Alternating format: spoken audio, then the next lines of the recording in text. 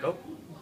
Alright, so hey, how's it going, guys? My name is Tanveeeee and my partner is Linda. So we're the kickboxing instructors for this class. Kickboxing involves a very high intensity workout involving a lot of different type of strikes, martial arts, a lot of Muay Thai. You can use elbows, knees, fists, punches. It's a good way to get your aggression out, lots of energy, and we're going to have lots of fun. So today what we're going to be talking about is the do's and don'ts of kickboxing. Kickboxing, as my partner already mentioned, you can be high intensity, and it's also functional training. So you're moving in different plane of your body at all time.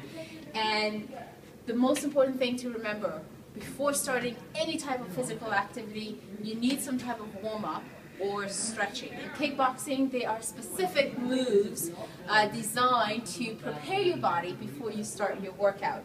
Whether it's stretching or just rehearsal move, what you're going to be doing, and you're constantly moving, your heart is going, and that's great. So, for example, we have basic moves that we adapt in our kickboxing. We have your jag, your cross, your uppercut, your side, your front kick, your back kick, your side kick, and all of that movement, you can combine them into something so beautiful that your participant will have the most amazing workout.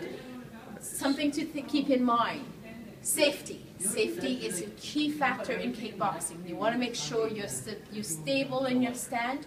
You want to make sure you always have your athletic position, you're never locking the knees, and you're always looking forward and ready to go. Not only that, this modality will help with your physical aspect, but it also help you with some type of functional training and skill set as well. And that is our aim for our class, is to make sure that you get the best out of kickboxing and have fun and enjoy it, and make sure you have your towels, your water nearby, and you're good to go. Alright, so the first move we're going to demonstrate is called the jab. So the jab, you basically, whatever foot you're dominant with, you're going to keep that foot back. And so say if I'm right-handed, I'm going to keep my right foot back and my left foot in front. Alright? And so first, basically, the jab is basically like, so you keep your hands up, kind of facing your, protecting your face. You're just kind of moving side to side.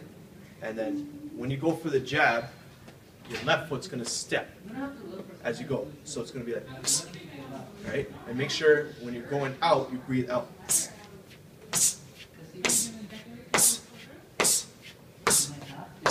Like that. All right? Oh, okay. And the next one we're going to do now is called the cross. So the first thing is called the jab. So the cross is basically, when you go jab, the cross is just the other hand coming across your body. That's why it's called a cross. So first you're going to go jab. So as you go to the jab, you're going to cross like this. Jab, cross, like this. So when you're going for the cross, your foot's going to turn for more power, basically. So if I went like this, if I just did the cross like this, I'm not getting any power in that punch. So when I turn, see how much more power it is? Just like that. That's the jab cross right there. Next one. Oh, okay. The next one we're going to be doing is called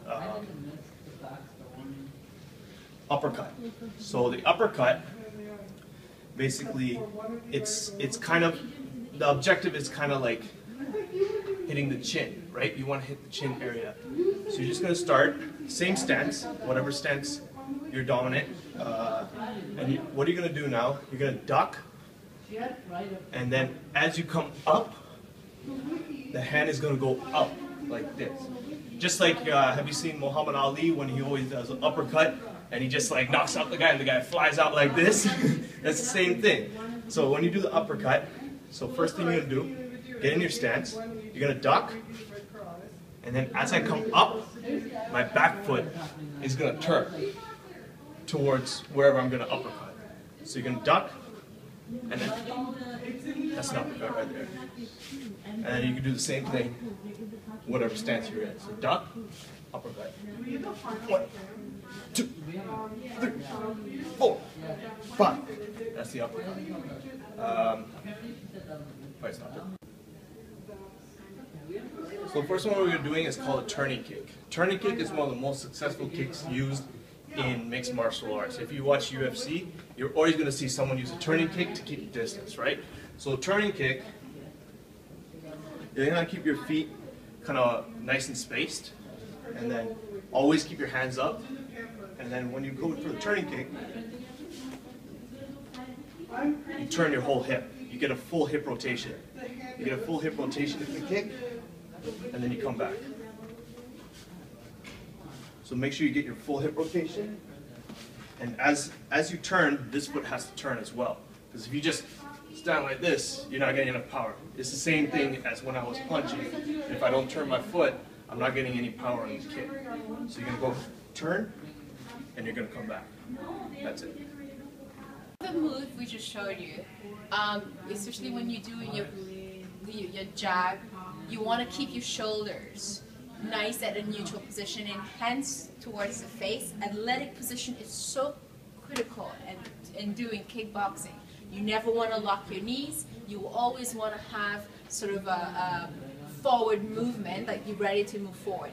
Even when you're kicking again, you're turning the leg, so you're bracing the core, so you're driving all of the power through the core for your kick, so that way you're not leaning forward, you're not leaning backwards, and you're not creating any injuries in any part of your body. So the whole idea of all these movements that we just showed you is that you can combine all of them together into a 45 minutes to an hour class and give your participants the best cardiovascular exercise training you can give them. At the same time, you're also teaching them functional moves that are going to help them in their everyday situations. Whether it's reaching, whether it's bending, lifting, that is all incorporated in this modality. And that's why kickboxing is what it is, and we're happy to be doing it. Some of the things we should think about: cooling down. How do we cool down? After all of that movement, we're basically on our toes and heels the whole time. We're constantly moving. We need a cool down. The cool down is to basically bring your pressure down, bring your heart rate down, and also incorporate stretching. Your stretching is going to be stretching your major muscle groups that you've exercised, your quads, your hamstrings, and of course your bicep, your triceps. Shoulders, your shoulders are constantly engaging, so all of that is going to be incorporated in our cool down and stretching.